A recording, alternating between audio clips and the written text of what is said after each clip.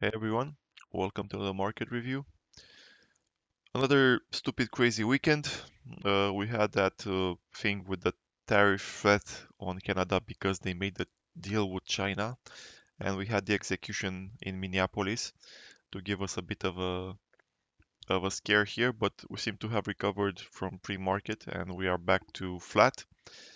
Uh, and I still think this is the plan here. The major development of the week was on DXY, which is caused mostly by the defend on USD JPY. We got this on Thursday and continuation down today, on Friday, sorry, and continuation down today, and could continue lower as well.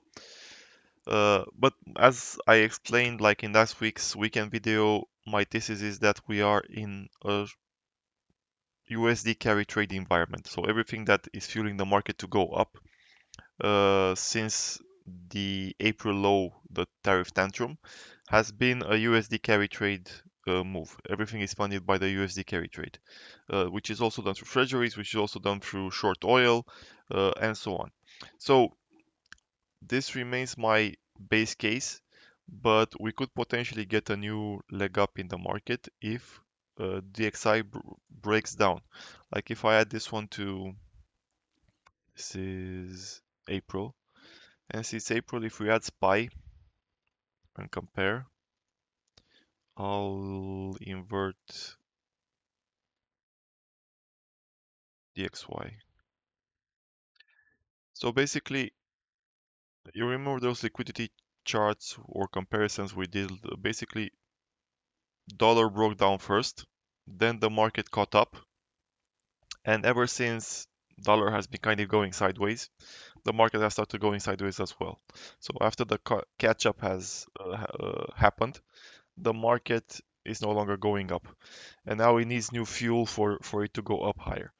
This breakdown in DXY can give us a short-term bump, but unless if it gets support at this level and gets rejected and does something like this, like goes more range bound, I expect the market to generally remain range bound as well. Like we cannot have everyone going up, and if DXY continues doing this, I expect the market will go nowhere as well.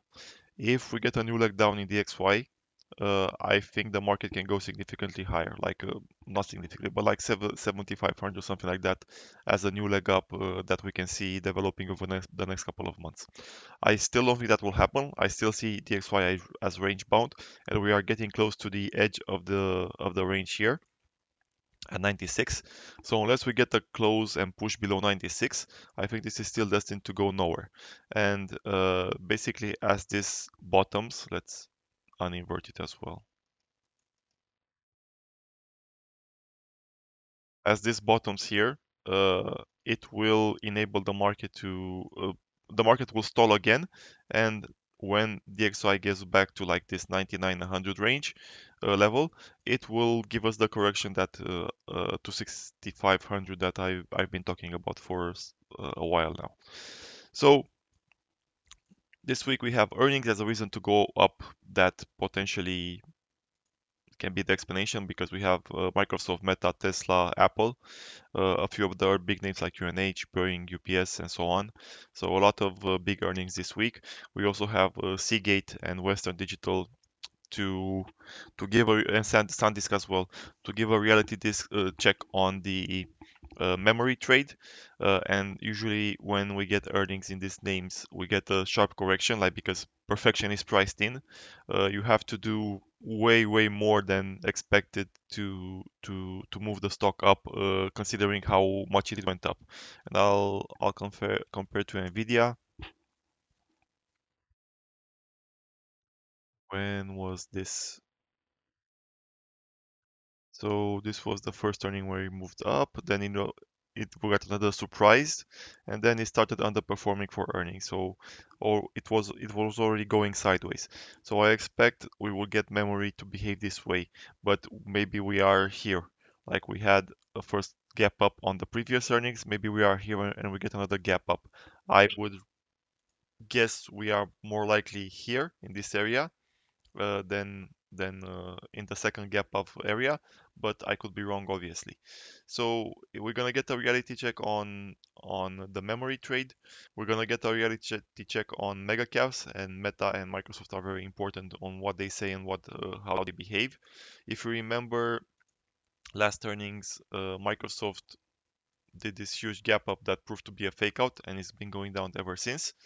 Now it's the confirmation side. So even if we go up, we need to go up and recapture these levels and make a higher low. Like this was the high, lower high, lower high, lower high. This would be also a lower high if it becomes a high. But if it moves higher and we start making higher highs compared to this, basically, we could potentially see some continuation up and go higher, like back to 55, 550. So that's kind of my reasoning here. It depends on earnings. Until proven otherwise, we should be seeing this play out, at least short term. But if we cannot do a new leg down in DXY, this trade is more or less spent. We're already seeing it being stretched with oil. Like oil is also a carry trade item because energy is a big component of the AI trade. So they need energy to be low. They need oil to be low. So if we're already seeing oil, in spite of all the negativity, in spite of the new supply, in spite of Venezuela, in spite of everything, still going slightly higher and not, without any apparent reason, while it should be going to like 50, 40, but it's not. It's staying around 60 and showing relative strength compared to this. So I initially thought we would get USD to turn first, but it seems like oil is turning first. I kind of think crypto is part of this in a way. So that's kind of also the reason, one of the reasons why I think crypto will not potentially break down, and this might be a fake out down and potentially go like this. So oil turn, crypto potentially turning, and eventually USD will turn as well. And that's when USD will blow up everything. Basically, everything that we're seeing, like AI, precious metals, is financed by a short USD carry trade. And if USD starts going higher or even stops going lower, it will not allow for those things to continue. So this is my thought process for this week. It was a short one because not a lot to say, and I've been kind of repeating the same thing for a while. Hope it helps. Have a good one. Bye bye.